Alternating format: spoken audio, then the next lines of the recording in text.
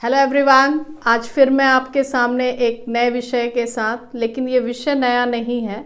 इसके बारे में मैंने एक इंट्रोडक्शन पार्ट का एक सेशन निकाला था रिलेटिंग टू डिवेंचर्स के बारे में कि डिवेंचर होता क्या है, इसके कौन कौन से फीचर्स हैं, कितने तरह के टाइप्स होते हैं।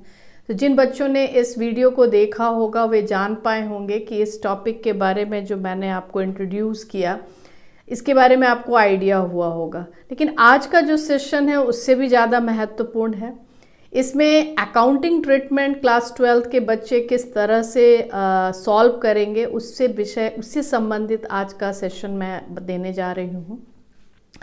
अकाउंटिंग ट्रीटमेंट में बेसिकली क्लास 12 के बच्चों को वहाँ पर एंट्रीज पूछी जाती है, और अभी जो टर्म 2 होने वाला है इसमें बेसिकली एंट्रीज पर ही क्वेश्चंस सवाल जवाब किए जाएंगे। तो उसके बारे में आज का सेशन मैं बताऊंगी, इसमें किस तरह से आपको एंट्रीज पास करनी है। मेरे कुछ स्लाइड्स भी आपको मैं दिखाऊंगी कि कौन कौन से केसेस हैं जिस पे आपको थॉरो जानकारी होनी चाहिए। क्लासेस में भी आप पढ़ते हैं और यही सेम बात अगर आप एक बार, दो बार, तीन बार सुनते हैं तो आपका कंसेप्ट बिल्कुल क्लियर होता है। और यही एक कोशिश है कि आप इस चीज़ को सुने, समझें और उसको अपने कॉपी पे फॉलो अप करें। तो let me start with this accounting treatment of debenture in book. इसमें बेसिकली अगर हम बात करें तो सबसे पहले एक बात समझनी होगी कि यह एक प्रकार का लोन है जो हम आम पब्लिक से ले रहे हैं। तो अब यहाँ पे एक टर्म आता है टर्म्स ऑफ इशू। इसको समझिए कि ये जो 100 रुपये का शेयर है 3 तरीके से पब्लिक को इशू किया जाता है। इसमें के लिए टर्म यूज़ किया गया है at par, at premium, at discount. Par कब कहेंगे? जब 100 रुपये का शेयर 100 रुपये में ऑफर करेगी कंपनी तो उसको पार का केस कहेंगे। एकदम सिंपल तरीके से बात को समझना है बात करते हुए। और दूसरा केस मैंने आपको जो प्रीमियम का कहा कि वही 100 रुपये की चीज़ जब 120 रुपये में पब्लिक को ऑफर की जा रही है तो ये केस हो गया प्रीमियम, इशू एट प्रीमियम। और अगर यही 100 रुपये का शेयर 90 रुपये में पब्लिक को कंपनी दे रही है तो ये केस हुआ, टर्म हुआ issue at discount, less than face value. तो सीधा सीधी बात को समझिए कि नॉमिनल वैल्यू जनरली शेयर की डिवेंचर की 100 रुपये की होती है। 100 रुपये में ज़्यादा में अगर ऑफ़र करते हैं तो वो प्रीमियम का केस हो जाता है। जब कम में हम ऑफ़र करते हैं तो डिस्काउंट का केस हो जाता है। जब फेस वैल्यू पे हम ऑफ़र करते हैं तो वो पार का केस हो जाता है। तो मुझे लगता है आपको ये बात समझ में आई कि इशू करने के 3 टर्म हैं। आपने शेयर चैप्टर में देखा कि शेयर कभी भी डिस्काउंट पर इशू नहीं होता, but in case of debenture there is no such restriction of issuing shares at discount. आप इसको डिस्काउंट पे भी इशू कर सकते हैं। तो आप देख रहे हो यहाँ पे कि at par, at premium, at discount, ये 3 कंडीशन है जिसमें शेयर इशू किया जाता है। अब बात करें कि चूंकि ये एक लोन है और एक समय के बाद कंपनी चुकाती है तो वहाँ पे किस टर्म पे चुकाएगी। जैसे इशू के 3 टर्म हैं, वहाँ रिडम्पशन के 2 टर्म हैं। या तो पार पे रिडीम करेगी या तो प्रीमियम पे रिडीम करेगी। डिस्काउंट पे रिडीम करने का कोई भी प्रोविज़न नहीं है। जैसे आप सीधा समझो कि अगर आप किसी को कहो कि आप 100 रुपये दो और लौटाएंगे 90 रुपये तो nobody is going to invest in your company. तो this is what I am saying कि रिडम्पशन के 2 ही टर्म आपको दिखेंगे, एट पार और एट प्रीमियम। ये तो हुआ कि किस टर्म पे इशू होगा, किस टर्म पे रिडीम होगा, यही हमारा इस सेशन का टॉपिक है। अब अगर इसमें हम केसेस देखें तो आपके पास 6 केसेस से बेस्ड न्यूमेरिकल्स पूछे जाएंगे। अब वो 6 बेस क्या है, 6 केसेस क्या है वो आपको डिस्प्ले हो रहा है। At par, issue at par, redeem at par, issue at premium, redeem at par, issue at discount, redeem at par. तो आप क्या देख रहे हो, इन 3 केसेस में रिडम्पशन 3 टर्म पे हो रहा है, at par, at premium, at discount. लेकिन रिडम्पशन यहाँ पे किस टर्म पे हो रहा है? पार पे हो रहा है। इशू 3 टर्म पे हो रहा है, रिडम्पशन एक ही टर्म पार पे हो रहा है। अब अगर हम रिमेनिंग 3 केसेस की बात करें तो वहाँ पे आप ध्यान दीजिएगा, issue at par, redemption at par, issue at premium, redemption at premium, and issue at discount, redemption at premium. तो रिमेनिंग 3 केसेस में रिडम्पशन प्रीमियम पे हो रहा है, फर्स्ट 3 केस में रिडम्पशन जो है पार पे हो रहा है। तो अब इसी की अगर हम एंट्रीज की बात करें तो आपको हर एक केस पे 2 एंट्री पास करनी होगी। पहले आप रिसीव करोगे और उसके बाद आप रीपे करोगे। तो पहले आप रिसीव करेंगे फिर ट्रांसफ़र करेंगे। तो यहाँ पे जैसे आप शेयर चैप्टर में शेयर कैपिटल में ट्रांसफ़र करते थे, यहाँ पे आप डिवेंचर अकाउंट में ट्रांसफ़र करेंगे। तो जैसे आप जानते हो कि कौन कौन से अकाउंट मैक्सिमम इन्वॉल्व होंगे, इस पे भी थोड़ा सा हम लोग जान लें। कॉमर्स के स्टूडेंट को सबसे पहली बात जो जाननी है कि कौन कौन से अकाउंट इन्वॉल्व करने होंगे इस ट्रांजैक्शंस में। तो एक तो आप देखो बैंक अकाउंट रहेगा ही रहेगा, क्योंकि जो भी ट्रांजैक्शंस होगा बैंक के थ्रू होगा। एक अकाउंट आपको खोलना होगा डिवेंचर एप्लीकेशन एंड अलॉटमेंट नाम का। जब भी आप रिसीव करोगे तो by this account only you will receive the money of debenture from the public as a loan. तो डिवेंचर एप्लीकेशन एंड अलॉटमेंट एक साथ नाम दिया गया क्योंकि ये जो है इंस्टॉलमेंट पर इशू नहीं हो रहा है, लमसम में ये कलेक्ट हो रहा है, 100 रुपया एक बार में ही कलेक्ट हो रहा है। तो आप एप्लीकेशन मनी रिसीव भी कर रहे हो और उसको अलॉट भी कर दे रहे हो अपने डिवेंचर होल्डर्स को। तो पहली एंट्री आपने bank account debit to debenture application allotment से रिसीव किया, पर दूसरी एंट्री आपको करनी होगी अगेन जिससे आपने डिवेंचर एप्लीकेशन अलॉटमेंट को जो क्रेडिट किया, अब आप सेकंड एंट्री में उसको डेबिट करोगे same amount and that will go to the debenture account. In all the possible cases, in all the cases you have to do the same entry that every time receive the money, transfer it to respective account. तो यहाँ पे एक चीज़ ध्यान देना है कि student जो गलती करते हैं कि कोई भी डिवेंचर इशू होगा तो उसका नाम जरूर होगा। मैंने आपको पिछले सेशन में बताया था कि नेम डिवेंचर के आगे एक रेट ऑफ इंटरेस्ट का जिक्र होता है, 9% debenture, that is what the rate of interest that company is going to pay. तो आप जब भी एंट्री में अकाउंट इन्वॉल्व करो तो ये 9% लगाना मत भूलना। 9% डिवेंचर एप्लीकेशन एंड अलॉटमेंट, ये पूरा नाम आपको लिखना होगा। और जब आप ट्रांसफ़र करो तब भी 9% डिवेंचर क्रेडिट करना होगा। ये जनरली स्टूडेंट छोड़ देते हैं और इसमें मार्क्स कटने के चांसेस रहते हैं। तो ये सब छोटी छोटी गलतियां आपसे ना हो, इसका एक प्रयास है कि आप इन छोटी गलतियों पे ध्यान दें। तो आपने रिसीव किया, ट्रांसफ़र किया, ये पार का केस है, issue at par, redemption at par. और दूसरा केस आप देख रहे हो इशू एट प्रीमियम।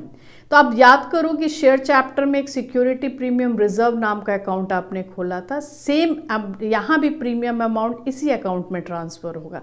तो अब आप एंट्री देखो कि जब आप प्रीमियम पे इशू कर रहे हो तो ऑफ कोर्स बैंक में प्रीमियम इंक्लूड करके अमाउंट आएगा। तो बैंक अकाउंट डेबिट जो होगा विथ प्रीमियम अमाउंट से होगा to debenture application and allotment account. अब आप ट्रांसफ़र जब करोगे तो डिवेंचर एप्लीकेशन एंड अलॉटमेंट अगर आपने क्रेडिट किया है 120 रुपये से, 100 रुपये आपने डिवेंचर के लिए, 20 रुपये आपने प्रीमियम के लिए, तो आपकी एंट्री क्या हो जाएगी, debenture application and allotment account debit 120 और डिवेंचर अकाउंट में 100 रुपीज़ ही जाएगा और 20 रुपीज़ जो है सिक्योरिटी प्रीमियम रिजर्व में ट्रांसफ़र हो जाएगा। तो आप ये दूसरी केस की एंट्री हुई। तीसरा केस है issue at discount redeem at premium. तो यहाँ पे डिस्काउंट आपके लिए एक तरह का खर्च है, एक्सपेंस है। तो उस केस में आपकी एंट्री क्या होगी, बैंक में ऑफकोर्स फेस वैल्यू से कम मनी आएगा, 100 की जगह 90 रुपीज़ ही आपने रिसीव किया। तो your entry will be bank account debit 90 rupees to 9% debenture application and allotment credit by 90 rupees. और फिर जब आप ट्रांसफ़र करोगे तो एंट्री पे क्या इफेक्ट दिखाओगे, again it 9% debenture application allotment will be debited by only 90 because it is credited earlier 90। और जो 10 रुपीज़ है you will show by involving account discount on issue of debenture.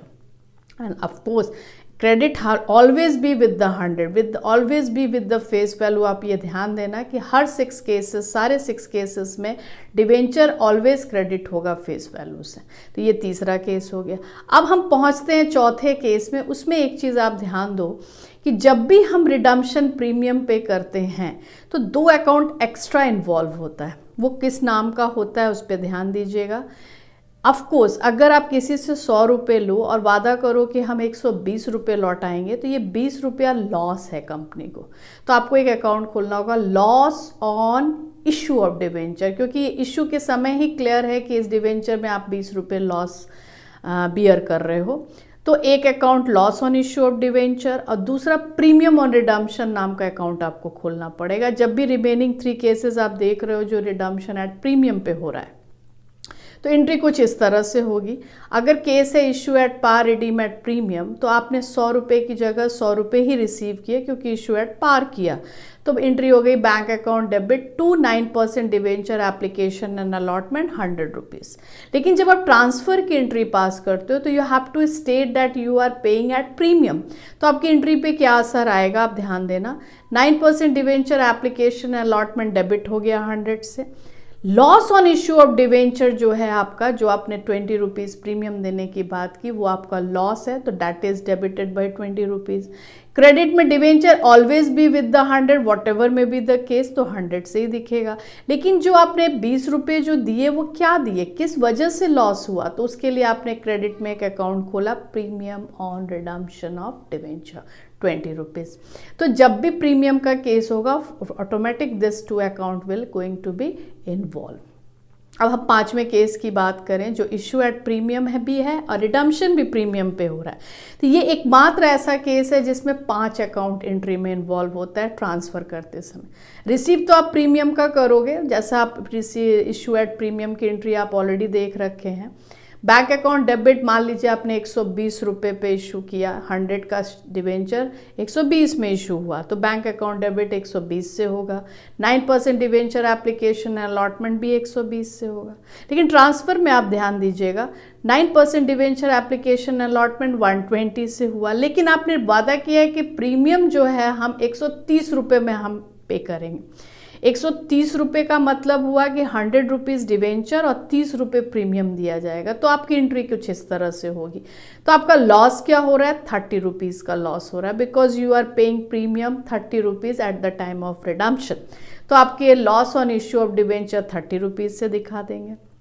फिर उसके बाद टू डिवेंचर आप 100 से ही दिखाओगे, वॉट एवर में भी द केस।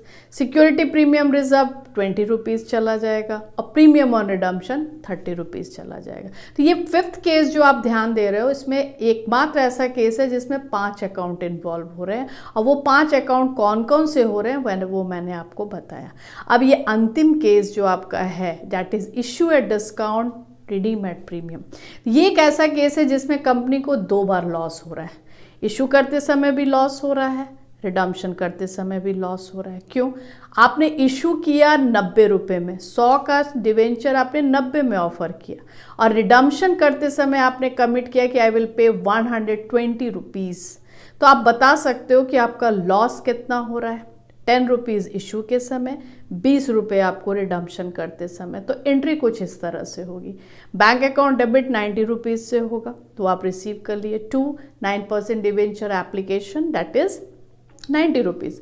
लेकिन जो सेकेंड एंट्री आपकी जो पास होगी उसमें आप क्या करोगे, 9% डिवेंचर एप्लीकेशन अलॉटमेंट आपने क्या किया, 90 रुपीज़ से दिखाया।